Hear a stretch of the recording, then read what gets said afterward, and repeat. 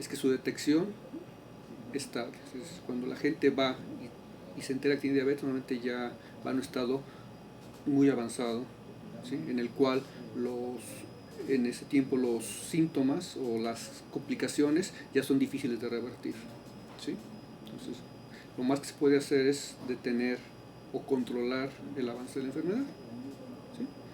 Ahora, aunado a esto, si a lo enfermo se le controla en ese momento el nivel de glucosa, que es básicamente el problema de la diabetes, niveles elevados de glucosa en la sangre, si se le controla en ese momento, el daño prosigue, es decir, algunas partes del organismo no se enteran que ya no hay una glucosa elevada y que ya eso tiene lo que es el sistema que viene desencadenado ya no debe seguir, ¿sí? Es lo que se llama memoria metabólica, ¿sí? No se sabe cuál es la base física, ¿sí?, bioquímica de la memoria metabólica, ¿sí? Una apuesta es que sean cambios que se llaman epigenéticos, es decir, modificaciones en la estructura del DNA. No cambian la secuencia, pero sí modifican la expresión de varios genes. Entonces, este proyecto lo que intenta es hacer utilizando ratones a los cuales se les induce la enfermedad mediante una dieta alta en grasa y fructosa, ¿sí?, hacer un seguimiento a ciertos tiempos para ver si se puede correlacionar la presencia de la enfermedad con cambios en la estructura o cambios en el genoma. Digamos, el proyecto tiene una doble finalidad. Por una parte, ver si podemos establecer o demostrar que los cambios epigenéticos son responsables de la memoria metabólica, ¿sí? Aunado a la memoria metabólica, otro problema que existe es lo que se llama el adelantamiento. Es decir, la generación actual, vamos a decir, presentan la sintomatología característica alrededor de los 50 años, ¿sí? La generación que sigue lo va a presentar o lo está presentando antes, ¿sí? ¿Cuántos? 5, 10 años, dependiendo de las condiciones de vida y de otras cosas, ¿sí? Entonces, igual, este adelantamiento tampoco se explica, ¿sí? Nuevamente, la apuesta es que los cambios epigenéticos que se generaron en las generaciones anteriores, algunos por lo menos se fijan de una generación a otra, lo cual explicaría, ¿sí?, el adelantamiento de la sintomatología. Entonces, de alguna forma están relacionados la memoria metabólica y el adelantamiento con cambios en la estructura del DNA o cambios epigenéticos. Existe un consumo excesivo de calorías, es decir, consumimos más de lo que podemos gastar.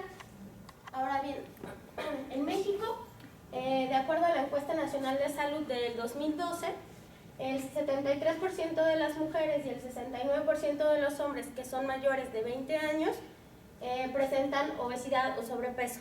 Aquí cabe destacar que se excluyeron a las mujeres que están embarazadas.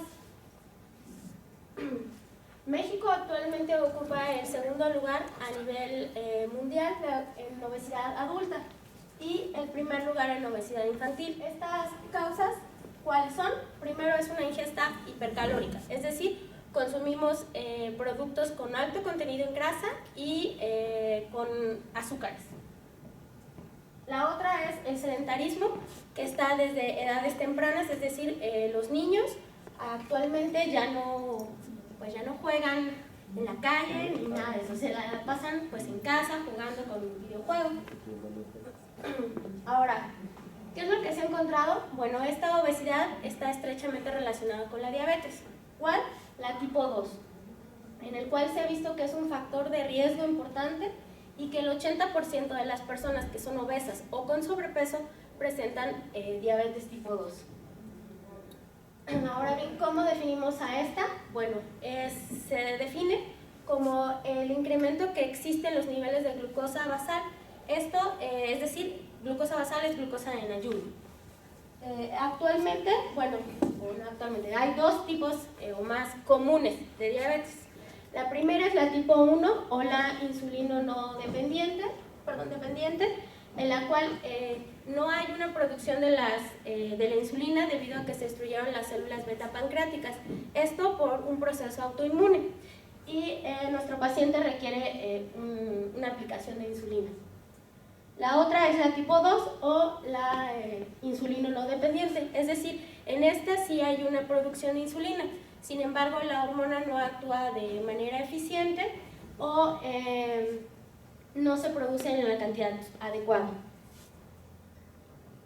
Bueno, de acuerdo a la Organización Mundial de la Salud, en el 2008 ocupó el 12º lugar como causa de muerte y se estima que para el 2025 esta pues podría llegar al lugar número 7.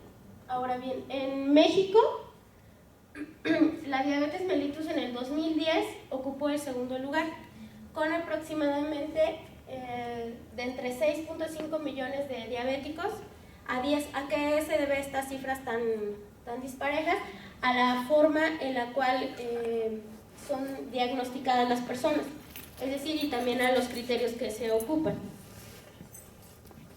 Y se estima que para el 2030 estas cifras podrían alcanzar hasta 150% respecto al 2010. Sin embargo, estas cifras se cree que podrían llegar incluso antes de lo previsto, es decir, al consumo de una mala alimentación y al poco ejercicio.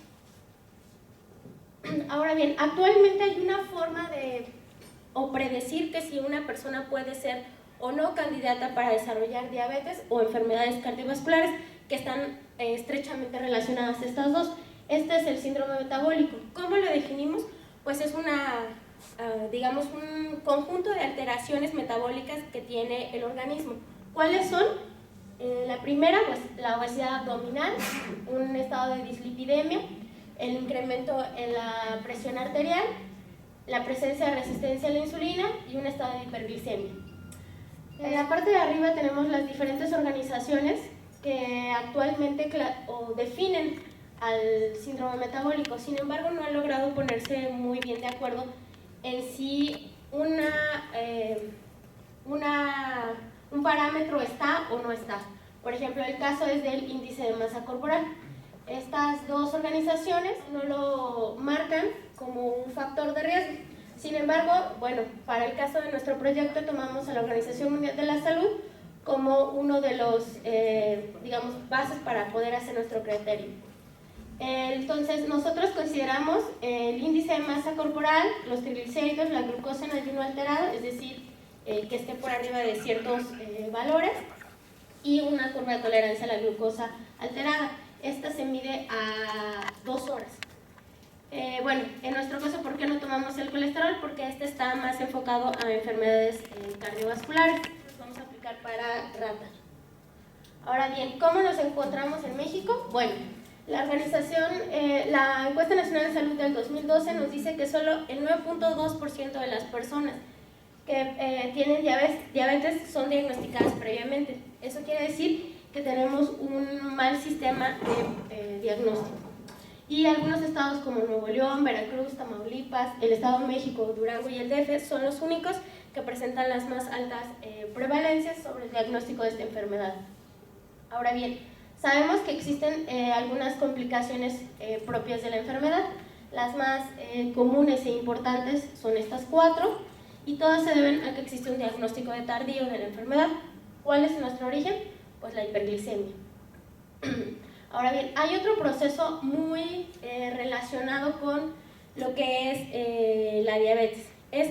Son dos, la memoria metabólica y los cambios epigenéticos. Es decir, vamos a poner el ejemplo de que yo presento una alteración de glucosa en ayuno por un periodo prolongado. Después me diagnostican, tengo un control adecuado y regreso a mis niveles de glucosa. Se supone que yo no debería presentar las complicaciones propias de la enfermedad. Sin embargo, lo que se ha encontrado es que aun cuando yo tengo este control de la glucosa, presento complicaciones de la diabetes, es decir, las enfermedades que les presenté anteriormente. Este proceso es denominado memoria metabólica, es decir, mi organismo tiene la capacidad de, digamos así, recordar. Pero ¿cómo es que se recuerda? Es porque mi estado anterior fue, digamos, el estado de hiperglicemia dañó mi sistema.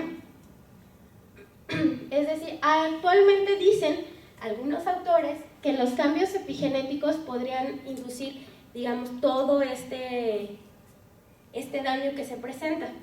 ¿Y cómo se hace? Bueno, una consecuencia de estos cambios epigenéticos es utilizando, por medio de una metilación del DNA. Es decir, ¿qué es lo que sucede? Se modifica la expresión de algunos genes importantes. Estos cambios epigenéticos se sugieren que podrían ser el mecanismo por el cual la memoria metabólica está llevándose a cabo. Ahora bien, los cambios epigenéticos, una vez que se generan, se ha visto que se pueden mantener por un tiempo y que estos son heredables. Digamos, una vez que ya el epigenoma está dañado, estos podrían pasarse a la descendencia. Y bueno, recordemos nada más que estos cambios fueron hechos por nuestro estado anterior. Ahora bien, ¿cómo definimos a estos cambios epigenéticos? Es decir, son cambios que se producen a nivel del DNA, pero que lo que sucede es que no hay un cambio a nivel es decir, no hay una mutación, solo es a cambio de estructura en el DNA y nos genera que se altere la expresión de algunos genes. Hay dos tipos de niveles principales donde se generan estos cambios. Este es a nivel de la cromatina, en la forma en cómo se empaqueta esta cromatina. Es decir, lo que tenemos es un DNA, el cual sufre una metilación, es decir, la unión de un grupo metilo por una DNA metiltransferasa, que es la enzima que se encarga de adicionar estos grupos metilo. Ahora bien, la otra es a nivel de las histonas, que esta puede darse por tres procesos: una fosforilación, metilación y una acetilación. Ambos procesos pueden generarme un cambio en la expresión de genes. Ahora bien, voy a tratar de explicar más o menos un esquema general de cómo se está efectuando. Nosotros tenemos un estado de diabetes en el cual hay un estado de hiperglicemia. Lo que se hace es que se producen, se llaman productos de glicación avanzada, los AGE, y estos me generan el estrés oxidativo. ¿Qué es lo que pasa? Es que se alteran o se modifican los factores de transcripción y me llevan a modificaciones epigenéticas. Recordemos que estas modificaciones pueden ser a nivel de las histonas o a nivel del DNA. Y bueno, ¿qué me va a generar? Es que me altere la modificación de estos genes inflamatorios o genes de la matriz extracelular. Y por lo tanto se me presenten las complicaciones propias de la enfermedad. Se ha visto que tanto las modificaciones epigenéticas como la alteración en la expresión de algunos genes está relacionado con el proceso de memoria metabólica. Ahora bien, se ha visto que aun cuando esta glucosa se regresa a su estado normal, se sigue presentando este estrés oxidativo. Es decir, que hay todas estas modificaciones que se tienen y por lo tanto presento complicaciones propias de la diabetes. Ahora bien, se ha visto ya muy puntualmente que lo que son los cambios a nivel de las histonas me generan tanto silenciamiento o expresión de algunos genes y que están relacionados ampliamente con la memoria metabólica.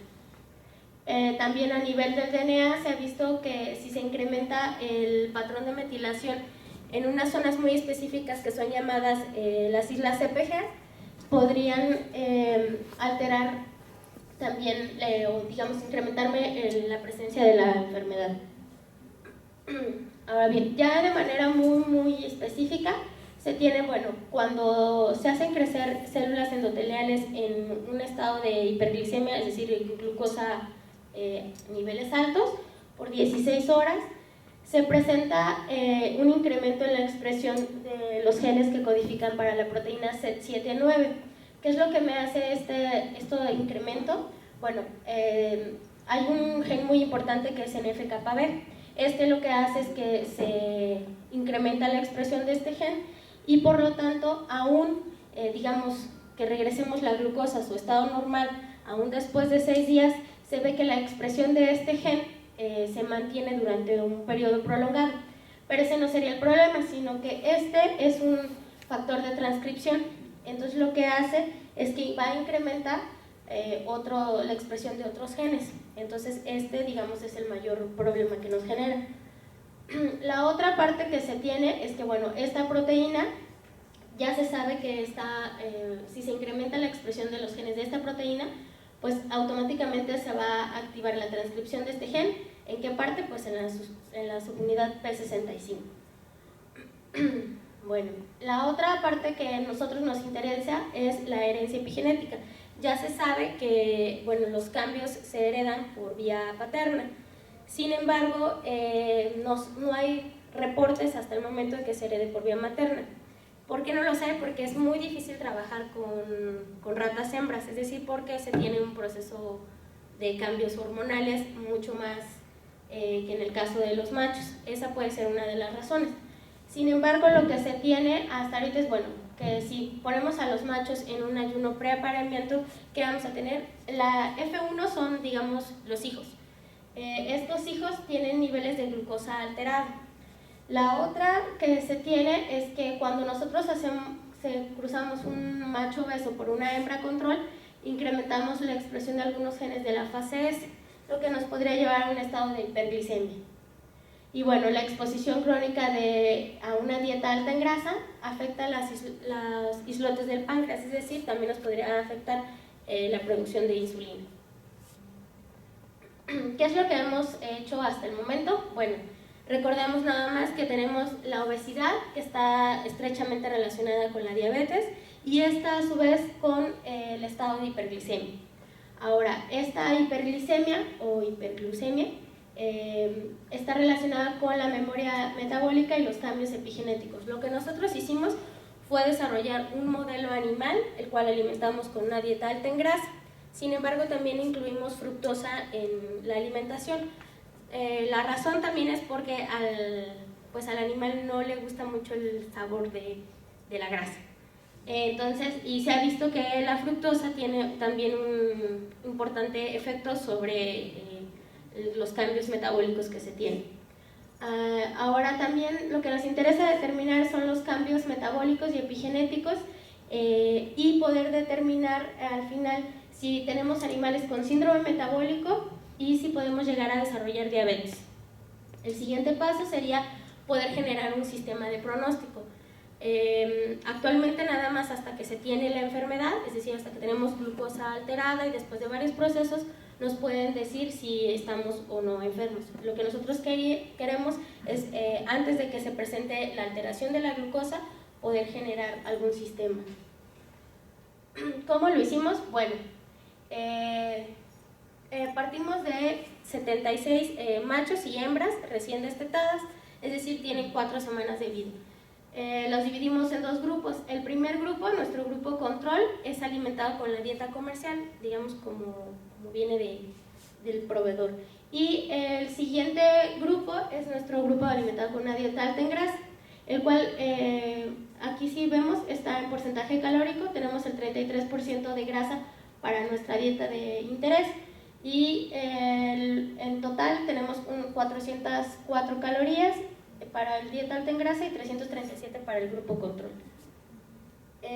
Tuvimos varios periodos de muestreo, desde 3, 6, 9 y 12 meses, los cuales mantuvimos los animales y sacrificamos nada más a los 6, 9 y 12 meses.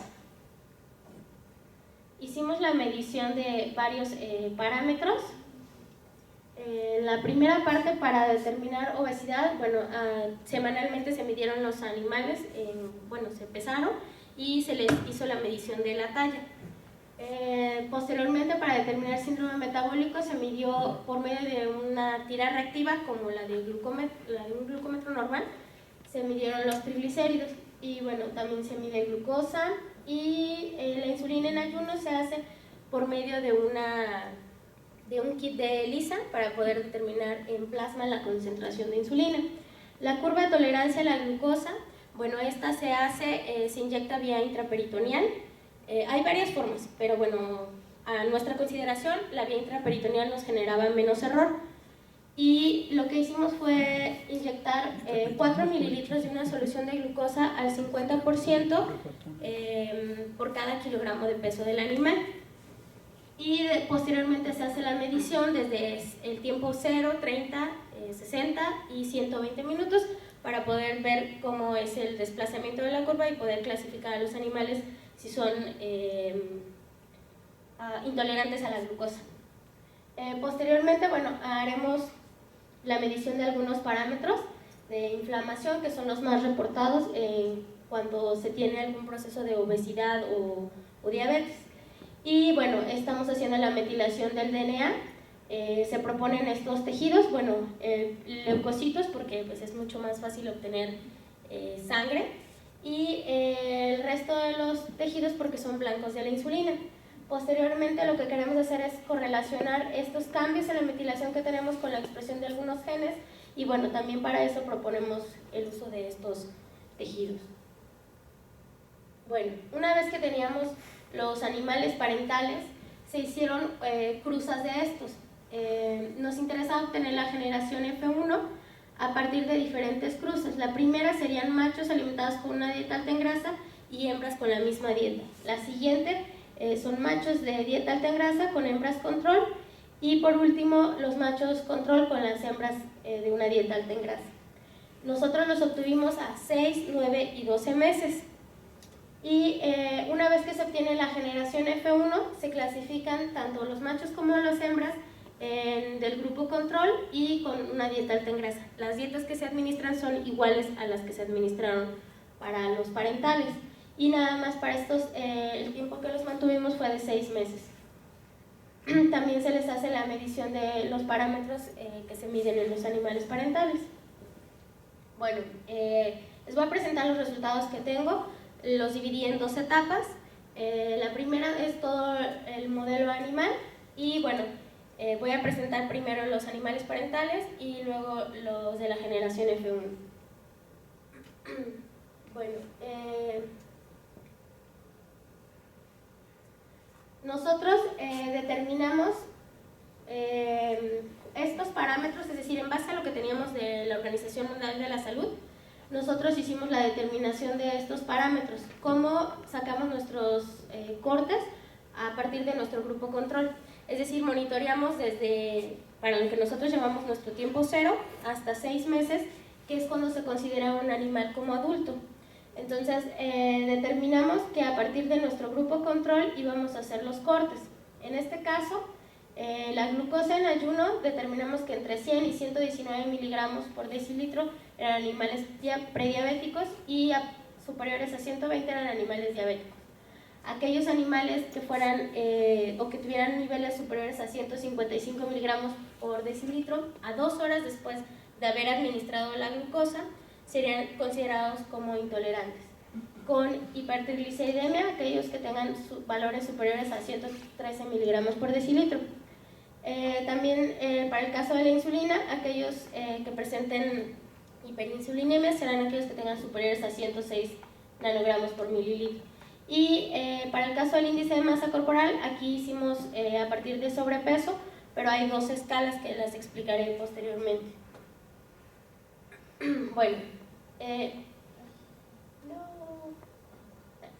Bueno, en este caso les presento la ganancia de peso que tuvimos, es decir, desde que para el caso de los machos y las hembras, a partir de nuestros 2 grupos, el dieta alta en grasa está en azul y el verde el grupo control.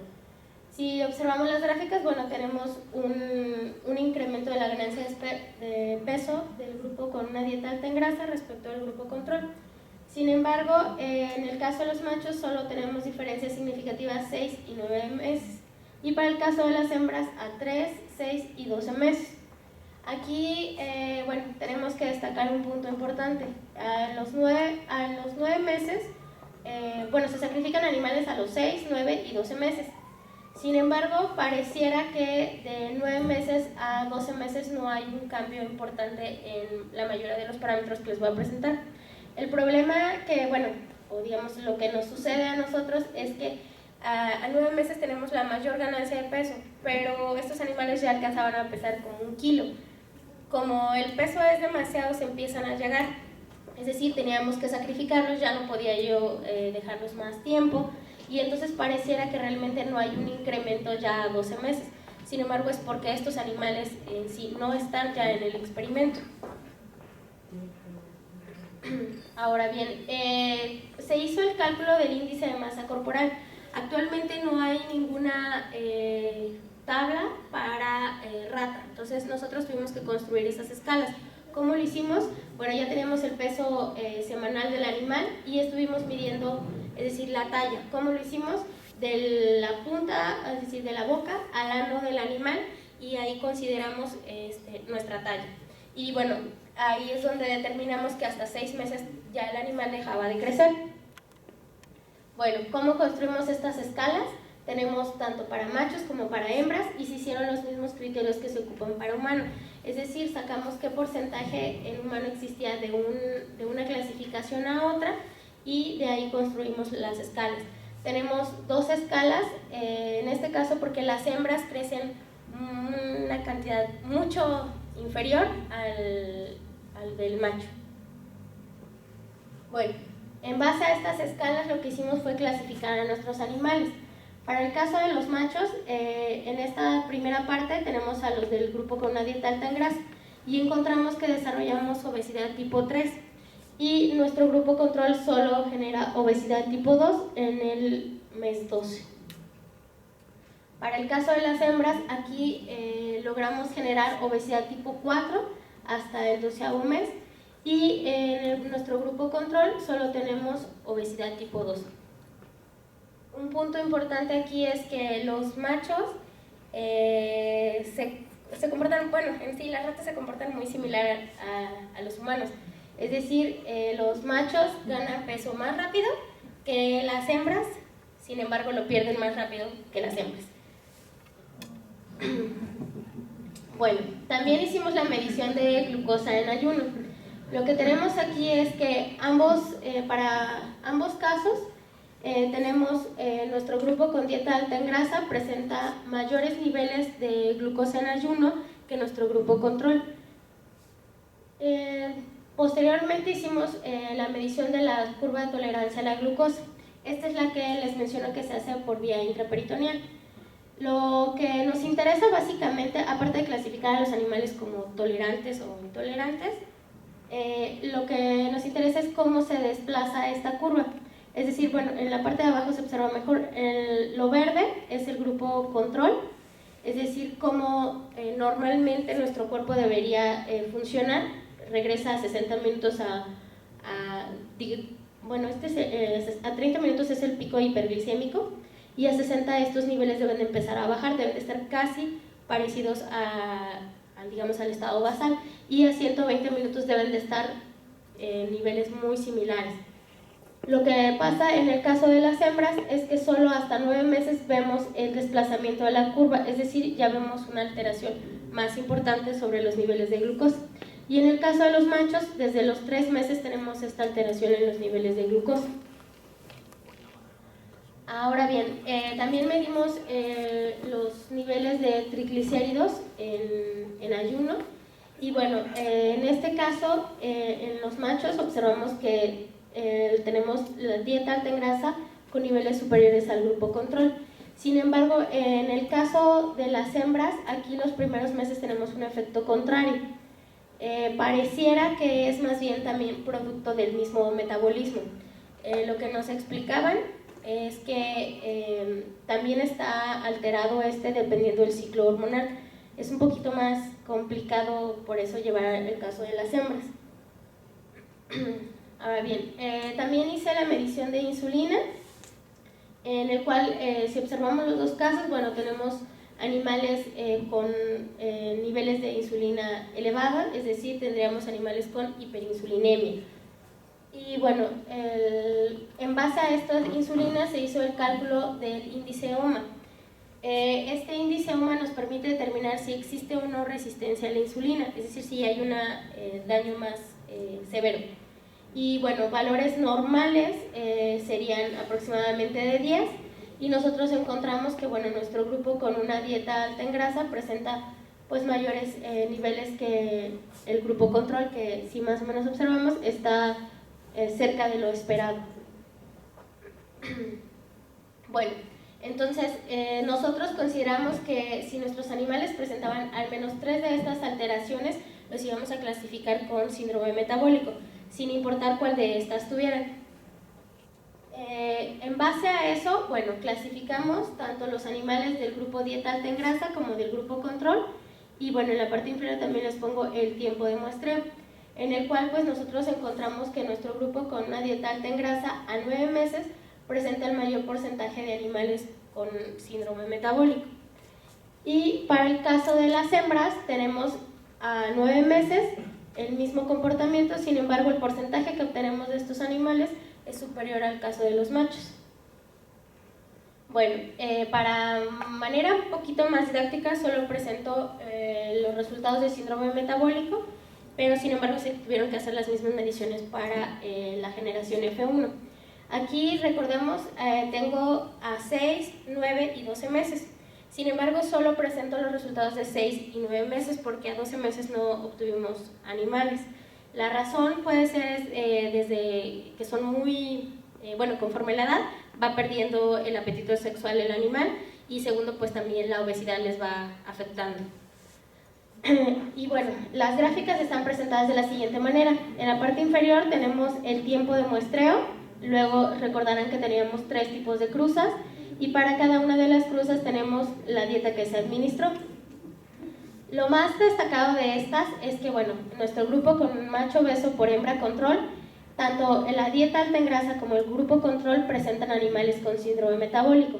Es decir, a nosotros lo que nos esperaríamos es que solo el grupo alimentado con una dieta alta en grasa presentara esta alteración. Sin embargo, vemos que el grupo control lo está presentando.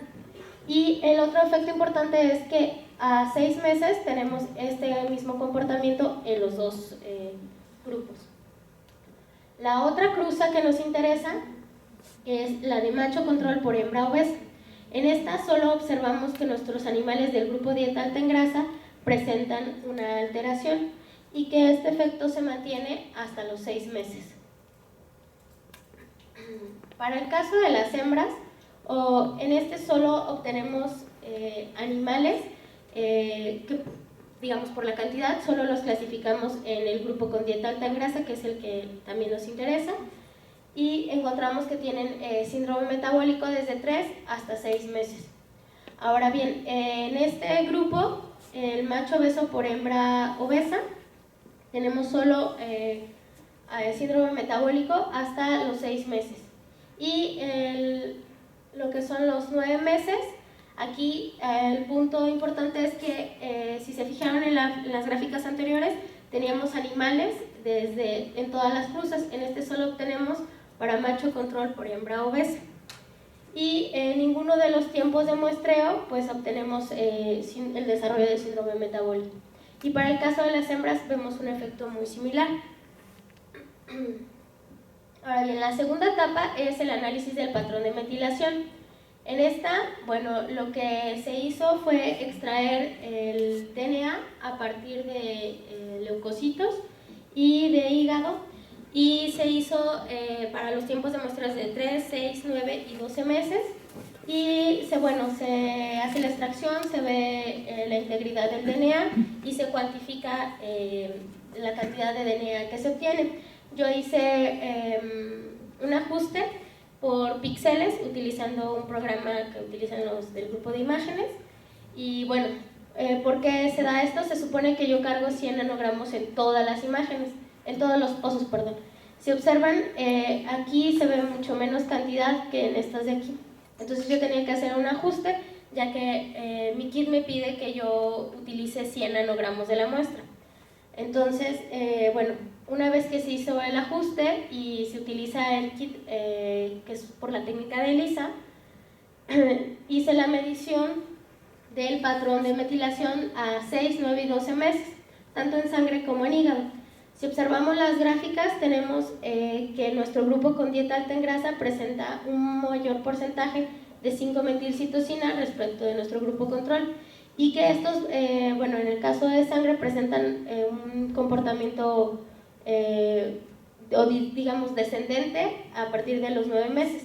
Y para el caso del hígado, aquí se observa que la tendencia es descendente desde los 6 meses.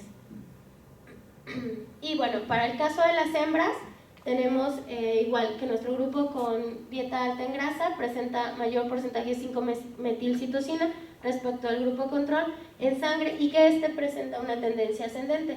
Sin embargo, en hígado se observa un efecto completamente opuesto, es decir, el porcentaje disminuye. No